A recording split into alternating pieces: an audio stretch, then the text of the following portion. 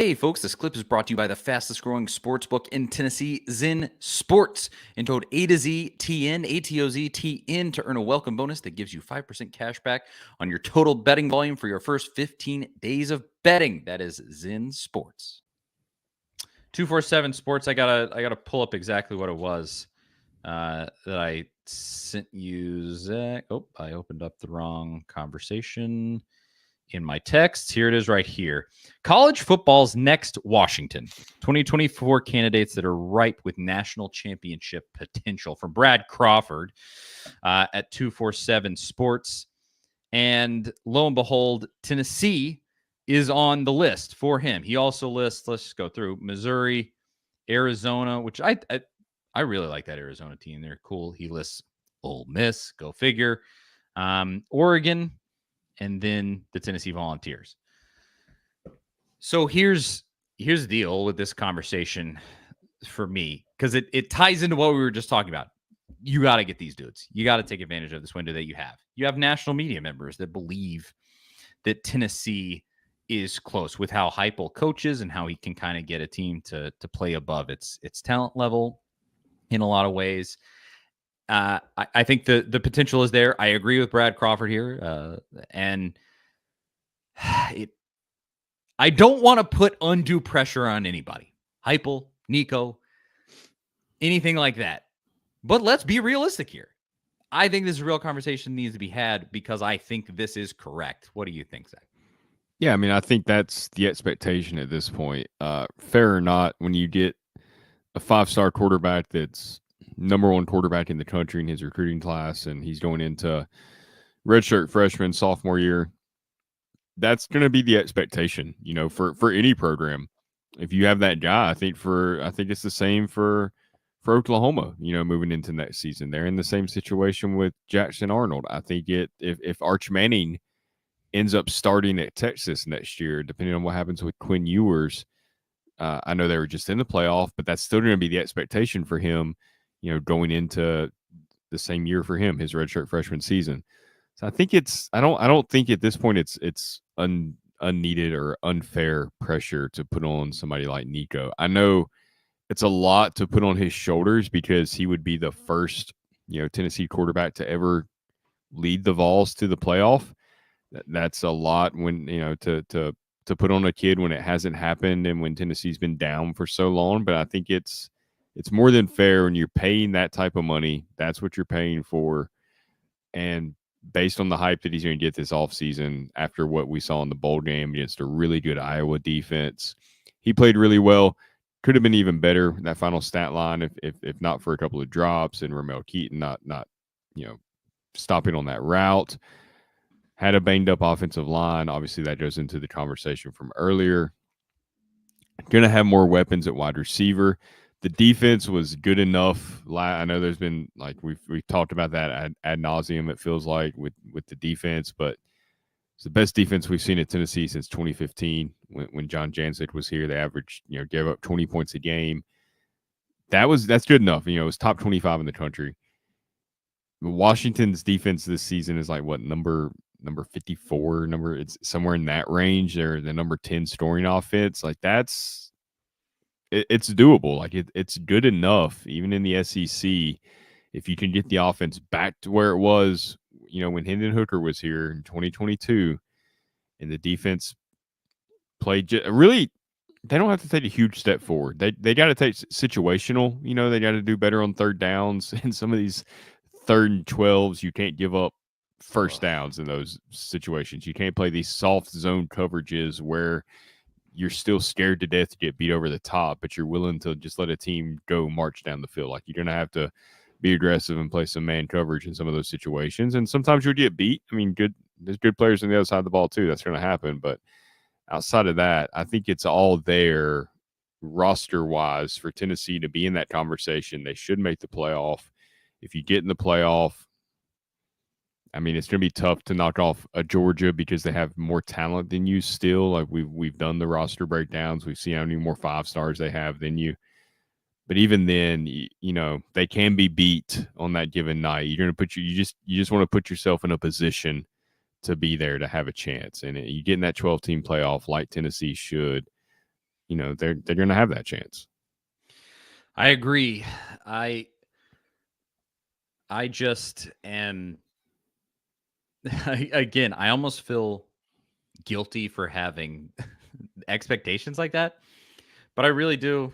I agree with Weiss in the comments here. He said, I'll be disappointed if we aren't in next season with this schedule. You look at the schedule that Tennessee has, and it is not unrealistic to be like, you finish this schedule as one of the top 12 teams in America. It's kind of like in college basketball where you go, if you miss being one of the top 64 teams, we need to have a talk, because it's tough to make the tournament. It's not the easiest thing in the world, but it's not, it's kind of the bare minimum in college basketball. Now, this is different. It's 12 teams. It's not going to be the bare minimum, but it's now considerably easier than it was to get into the playoff, and your chances of making it to a real championship level here go up exponentially, frankly. And I think NIL is helping you with that. Again, to what I was saying earlier, where it's kind of creating more parity and taking depth away from these elite teams. I think you're going to continue to get a more level playing field overall. And then also now you have the 12-team playoff, and you just have to look at the situation that Tennessee is in and go, this is a team that should play in the playoff. And maybe we see them next year and the whole season pans out and we just go, the talent's not there and they just stink. But right now, it does not look that way. And I think this is a real expectation that should probably be had. I mean, honestly, I think the one that would be way tougher is the SEC championship game, except now. So if you had the season that you had last year, the 11-2 season, you would have made the SEC championship game there.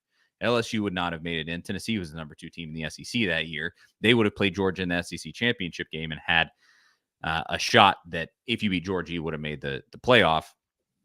And so that also changes. And so just in general, your chances of making championship games go up exponentially.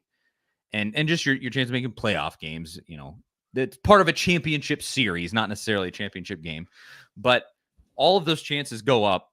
And so I just think I cannot let anybody off the hook here. It's football season, and it's time to switch to Zen Sports, the fastest growing sports book in Tennessee, changing the bonus game with their cash rewards program. When you sign up for Zen Sports with code A2ZTN, ATOZTN, earn a welcome bonus that gives you 5% cash back on your total betting volume for your first 15 days of betting.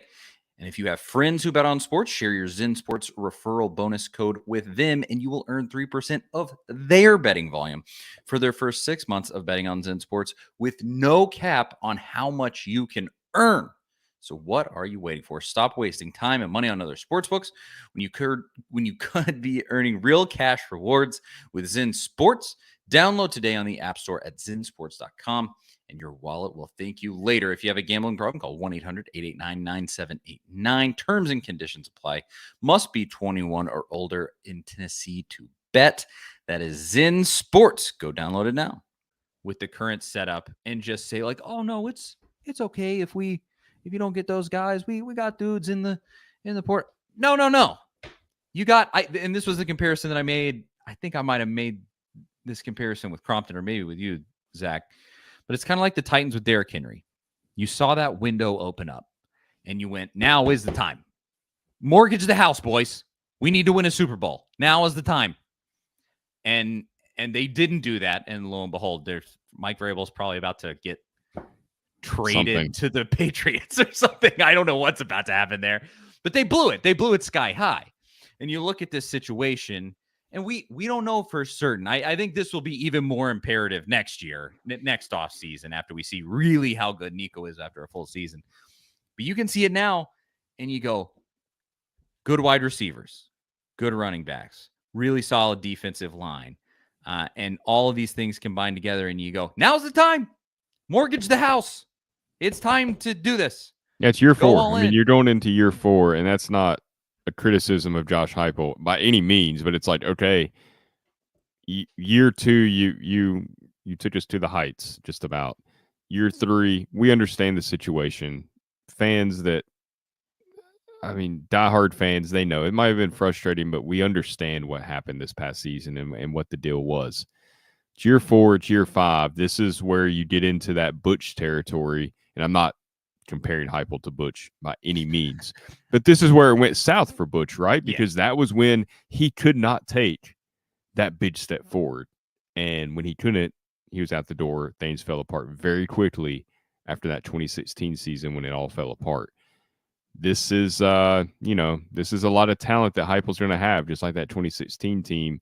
You can't have 9-4 in year 4 with this team. You just can't. And not that I think that's going to be what happens, but as much as I love Josh Heupel and think he's the right guy for the job, even after this 9-4 season, I still think he is way beyond anything I ever thought he could be at Tennessee. I think he's a perfect fit. I love the way he handles things, his personality. I think he's perfect for Tennessee.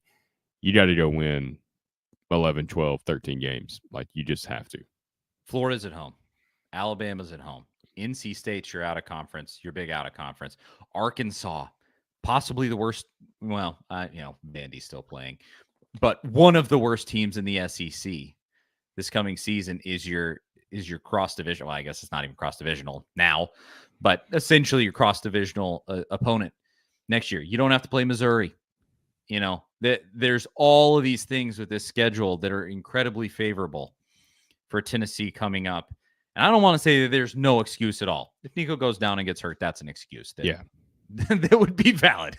Cooper Mays goes out for the season. Cooper Mays. Then the conversation goes to why can Tennessee not develop another center? Because like after this season, like, there's no more Cooper Mays. You got to figure that deal out. You couldn't figure it out when he was injured. The early part of the season, you got to go develop another center somehow. You have to. I mean, Scott asked here in the comments, said, "Do you think that any true freshman offensive lineman can play right away in the coming year?" Haven't seen it. I would say your guess is as good as mine. I hope so. I mean, we kind of mentioned earlier. You see it at some other programs. You would think a Bennett Warren would be able to. There's the physical aspect of it, and then there's the learning this offense aspect of it. So it just depends really how quickly a kid can pick up on it. If he's a really bright kid, and he seems to be, maybe he can, but they're not going to go into the season counting on a true freshman to start, especially one of the tackle positions. Maybe something happens at left guard. That's another one that's kind of up in the air. Who knows what happens there? We haven't seen it yet in this offense. Yeah, I hope Karich can be the guy there, but again, you haven't seen it. It was tough to get a read on him too. He was hurt most of the season. I think he ended up being able to redshirt because of how limited he was this past season. So you really, really don't know what you have there. Maybe he ends up being a bright. No. I saw something in the portal when they grabbed him last year. Yeah, but even I think Ben, honestly, he kind of, I don't know if he's making a counterpoint or a point for us, but I think this makes a point for us. He said, I don't buy that you have to have the best roster to make the playoffs. Like I said, Georgia and Alabama aren't playing tonight, and based off raw talent, they should be. I agree. Yeah. Washington is in no way the most talented team in college football, and yet here they are about to play for a national title game. And I really think they have a setup that's similar to what Tennessee is about to have. Stud quarterback, really good wide receiver with Roma Dunzi, or however you say his last name. And that great combo. Their defense is kind of take it or leave it. And I just I mean, to me, that's the formula for Tennessee. They went and did it. And luckily for them, they played in an easier league than Tennessee, but they beat Oregon twice. Obviously, they beat Texas, and they've done it all season long. And so I 100% agree. You don't have to have the best roster, without a doubt. And so this is it. You got to take advantage. So please, I don't like putting it that way, but mortgage the house, drop the dollars, do what you got to do to get the dudes in here, because now is the time. Even if you're coming off a 9-4 season, and you see Kiffin's mortgaging a house, you can tell. And he's coming off 11-2. You're coming off 9-4, but I think you're going to have a roster that's very similar to Kiffin's talent wise. And you probably, you'll have a better quarterback most likely. So Just my opinion. We'll see what they do. But we got to finish with a little bit of basketball, and then let's go watch this national championship game. Zach, should be fun. Well, I will say that. Anything else with football before we move? No, I mean that's about. I mean that's the focal point right now. Get this offensive line figured out. If you can get Hurd from LSU, if you solidify that left guard spot, I think the tone surrounding this team completely changes. And I think it's been a little too negative as it is. Like, yes, it's something that has to get addressed, but that's just one aspect of this team. The rest of it's, I mean, think about how excited we were just a week ago. A week ago tonight, after watching them, beat Iowa 35-0 and watching what Nico could do with a banged up offensive line against one of the best defenses in the nation. Not going to play that many defenses that are that good. The good thing about this offense is the offensive line doesn't have to be all world. You need good offensive linemen, obviously. Having Darnell Wright was huge. I mean, like, you probably don't beat Alabama without Darnell Wright shutting down Will Anderson.